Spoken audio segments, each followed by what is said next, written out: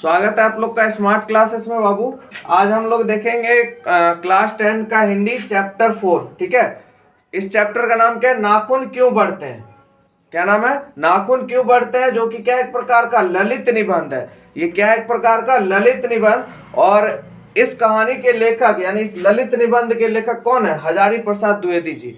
नाखून क्यों बढ़ते हैं, इसके लेखक है हजारी प्रसाद द्विवेदी जी।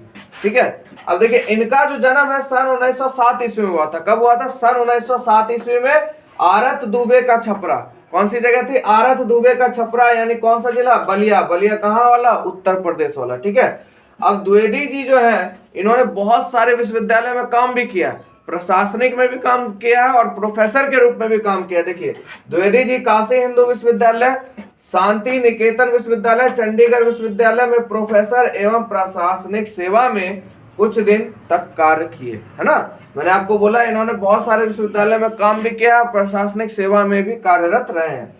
अब देखिए इनकी प्रमुख रचनाएं को अगर देखा जाए तो अशोक के फूल, कभी कभी पूछता है भाई अशोक के फूल किन की रचना है, कल्पलता किसकी रचना है, तो थोड़ा थोड़ा आप लोग को जानना है क्योंकि पॉइंट एक भी नहीं छूटना चाहिए आपको एग्जाम के लिए। ठीक है, अशोक के फूल, कल्पलता और विचार प्रवाह, कल्पलता और विचार प्रवाह, आलोक पर, बाण भट्ट की आत्मकथा और कबीर इत्यादि, ये सब इनकी क्या प्रमुख रचनाएं हैं।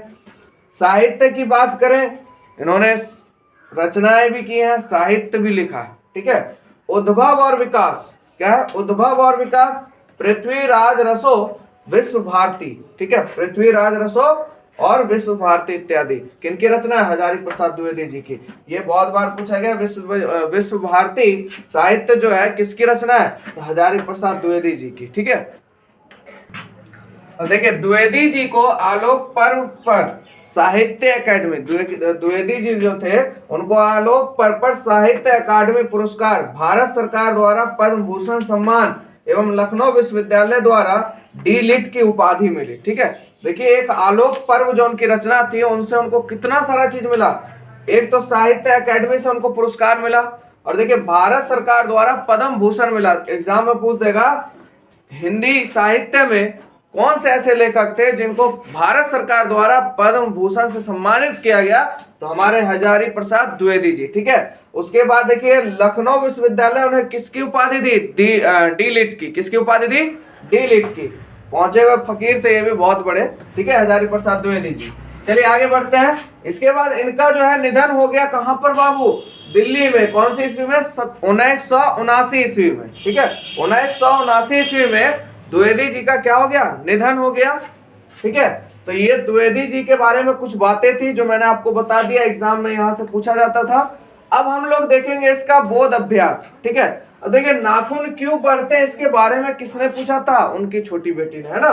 नाखून क्यों बढ़ते हैं प्रश्न लेखक के आगे कैसे उपस्थित हो गया? उनकी छोटी बेटी के द्वारा। ठीक है, उनकी छोटी बेटी थी, वो नाखून काटती थी और नाखून बढ़ते जाता था। तो एक दिन होता है अपने पापा में प्रेम होता है, तो पापा से पूछते पापा मैं रोज इसे काटती हूँ फिर क्यों बढ़ क्यों रहा?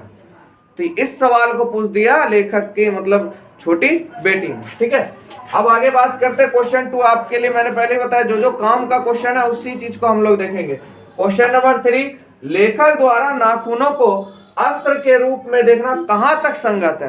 कहने का तात्पर्य यह है कि पहले नाखून को क्या माना जाता था? अस्त्र माना जाता था। तो ये कहां तक सही है यानी कहां तक संगत है, इसके बारे में आप लोग को बताना है। देखिए नाखून ही मानव के अस्त्र थे। पहले के जमाने में जब आदि मानव का काल चल रहा था तब नाखून क्या था? हमारा अस्त्र था। आज से लाखों वर्ष पूर्व जब जंगल में रहता था, अपने पहने नुकीले नाक, ठीक है, अपने पहने नुकीले नख से अन्य जीवों को आहत कर पेट भरता था। क्योंकि भैया उस समय तो कोई औजार होते नहीं थे, तो क्या करता था उस समय का मानव? नाखून को बढ़ा के रखता था, उससे क्या कर जानवरों पे आहत करता था। किस लिए? पेट भरने के लिए, खाना तो चाहिए ना।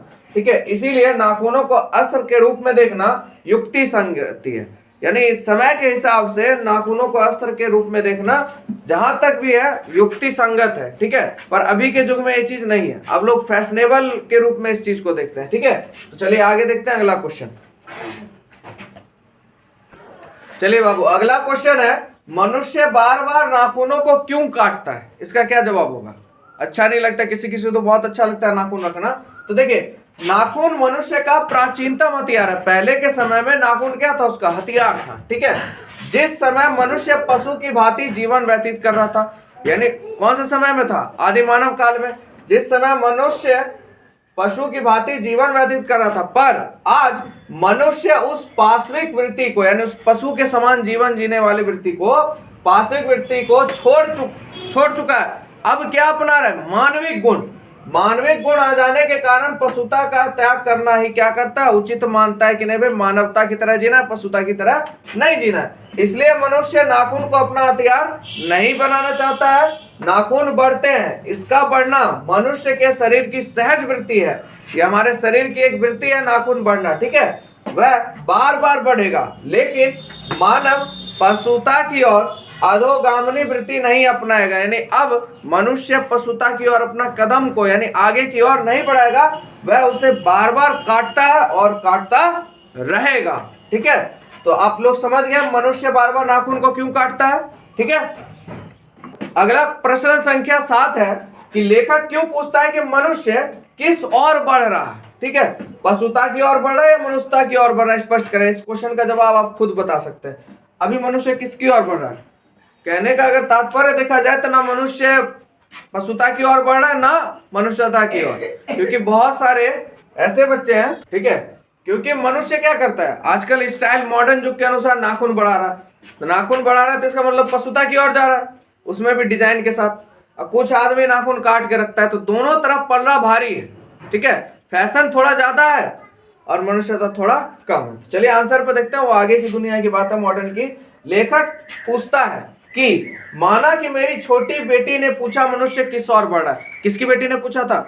लेखक की बेटी ने पूछा था, छोटी बेटी ने, कि मनुष्य किस ओर बढ़ रहा है, पशुता की ओर या मनुष्यता की ओर। तो चलिए इसका जवाब देखते हैं। ठीक है, तो देखिए मनुष्य का अस्त्र शस्त्र को बढ़ाना क्या पशुता की ओर बढ़ रहा है? मनुष्य जो अपना शस्त्र अस्त्र मतलब नाखून को जो बढ़ा रहा है वो मनुष्यता की, पशुता की ओर ले जा रहा है। ठीक है, तो क्या मनुष्य अस्त्र काटने की ओर बढ़ रहा है? क्या मनुष्य अस्त्र काटने की ओर बढ़ रहा है? क्या सब मनुष्य अपने नाखून को काट लेते हैं? जवाब मिलेगा नहीं। अतः मनुष्य के, ठीक है, मनुष्य के मनुष्यता और ना बढ़कर किधर बढ़ रहा है? पशुता की ओर बढ़ रहा है। आज मनुष्य प्रेम के मार्ग पे नहीं चलकर, प्रेम है देखते हैं आप लोग, नहीं है, हिंसा, क्रोध और ईर्ष्या, जलन की भावना, इस पर चल रहे हैं। बताइए ये मनुष्यता है? नहीं है, ये पशुवृत्ति है ना। ये क्या है? पशुवृत्ति है। अर्थात मनुष्य पशु वृत्तियों के कारण मनुष्यता से कोसों दूर होते जा रहा है। जो उसका पहले का सिस्टम था प्रेम, अब वो खत्म हो गया। क्रोध, हिंसा, घृणा, लालचपन, है ना, आलस्य, इस सब की ओर बढ़ रही थी। किसकी निशानी है? पशुता की निशानी है। तो मनुष्य मनुष्यता की ओर बढ़ने से भी काफी कोसों दूर है। आप लोग समझ में आ गया आप लोग को क्वेश्चन आंसर? लेखक ने किस प्रसंग में कहा कि बंदरिया मनुष्य का आदर्श नहीं बन सकती? लेखक का क्या अभिप्राय है, इसको स्पष्ट करें। तो देखिए हम भारतीय जो है सब को अपनाए हुए, सब मतलब समझते हैं स्वाधीनता, स्वतंत्रता। ठीक है, तो देखिए इंडिपेंडेंस, तभी तो इंडिपेंडेंस को क्या कहते हैं? स्वाधीनता, स्वराज, स्वतंत्र आदि का नाम लिया है। यह हमारी परंपरा है। स्वाधीनता को हम अपनाना क्या हमारी परंपरा है। और यही बात है, तो सब पुरानी भी अच्छी नहीं होती, सब पुरानी अच्छी नहीं होती और सब नई भी खराब नहीं होती। पुरानी अच्छी भी नहीं होती तो खराब भी नहीं होती, और नई अच्छी भी नहीं होती तो खराब भी नहीं होती। अपने पुराने के मोह को वांछनीय नहीं मानना चाहिए। जो हमारे पुरानी परंपरा चल आ रही है उसको वांछनीय नहीं मानना चाहिए, क्योंकि मेरे बच्चों के गोद में दबाए रहने वाली बंदरिया, मेरे बच्चों की गोद में दबाए रहने वाली बंदरिया मनुष्य को आदर्श नहीं बन सकती, मनुष्य का आदर्श नहीं बन सकती। लेखक का अभिप्राय है, यानी इनका कहने का सीधा तात्पर्य है, हम पुराने और नए दोनों को परख कर, दोनों को देखेंगे कौन हमारे लिए सही है। जो हितकर लगे उसे अपना लेना ही क्या है? मनुष्यता है। उसे अपना लेना ही क्या है बाबू? मनुष्यता है। समझ में आया आप लोग को? अगर समझने में दिक्कत है आप कमेंट कर सकते हैं, उसको और बढ़िया से डिटेल करेंगे। ठीक है, तो प्रश्न संख्या 10 की बात करते हैं बाबू। तो कहता है स्वाधीनता शब्द की सार्थकता लेखक क्या बताता है? VVI क्वेश्चन है, बहुत बार एग्जाम में पूछा गया, ये याद रखिएगा। तो देखिए लेखक ने स्वाधीनता शब्द की सार्थकता बताते हुए कहा है कि अनधीनता, ठीक है, ठीक है। अनधीनता को भारत के लोग स्वाधीनता के रूप में सोच लिया। अनधीनता को लोगों ने क्या किया, भारत के लोगों ने स्वाधीनता के रूप में सोच लिया। यह हमारे दीर्घकालीन संस्कारों का फल है, जो पुरखों से चलते आ रहा है वही हमारे संस्कार है, ठीक है, उसी का फल है। इसलिए हम सब के बंधन को छोड़ने के लिए तैयार नहीं है, ठीक है, ठीक है। इसलिए हम सब के बंधन को, यानी सब मतलब आप लोग समझते हैं स्वाधीनता, स्वराज, स्वतंत्रता, इसको छोड़ने के लिए तैयार नहीं है। यह शब्द हमारी सांस्कृतिक परंपरा का शब्द है, हमारी संस्कृति और परंपरा है, जिससे हमारा संपूर्ण सांस्कृतिक चिंतन, ठीक है, व्याप्त है। जितना भी सांस्कृतिक चिंतन है इसमें व्याप्त है, सांस्कृतिक चिंतन व्याप्त है, ठीक है, ठीक है। तो सांस्कृतिक चिंतन क्या है, व्याप्त है, यानी सांस्कृतिक चिंतन व्याप्त है, और सांस्कृतिक चिंतन ही इस बात की सार्थकता बनाता है, इस बात को सार्थक बनाता है कि हमारा सांस्कृतिक यानी पुरखों से चले आने वाला सब चीज हमारी क्या सांस्कृतिक चिंतन में आता है, ठीक है। आप लोग का 10 तक क्वेश्चन पूरा कंप्लीट हो गया है। अगला क्वेश्चन आप लोग को नेक्स्ट वीडियो पार्ट 2 में मिल जाएगा, ठीक है। और उसके बाद देखिए आप लोग के लिए थोड़ी सी एक छोटी सी बात है मेरे लिए। देखिए शिक्षा जो है हमारा अस्त्र शस्त्र दोनों है, ये ध्यान रखिएगा, क्योंकि आप लोग पढ़ते हैं शिक्षा जो है हमारा अस्त्र शस्त्र दोनों है। इसका सही दिशा में उपयोग करें ताकि हमारा यानी आपका और हमारा सबका भविष्य क्या हो सके, उज्जवल हो सके, ठीक है। आज के लिए इतना ही। तो आप प्लीज, अगर आपको वीडियो अच्छा लग रहा है तो मोटिवेशन आप लोग से मिलता है हमको, तो प्लीज चैनल को सब्सक्राइब ज्यादा से ज्यादा करें और चैनल को शेयर करें, लाइक करें अगर अच्छा लगता है, ठीक है, क्योंकि आप लोग के लिए मेहनत किया जाता है। आप लोग से मिलेंगे नेक्स्ट वीडियो में। आज के लिए इतना।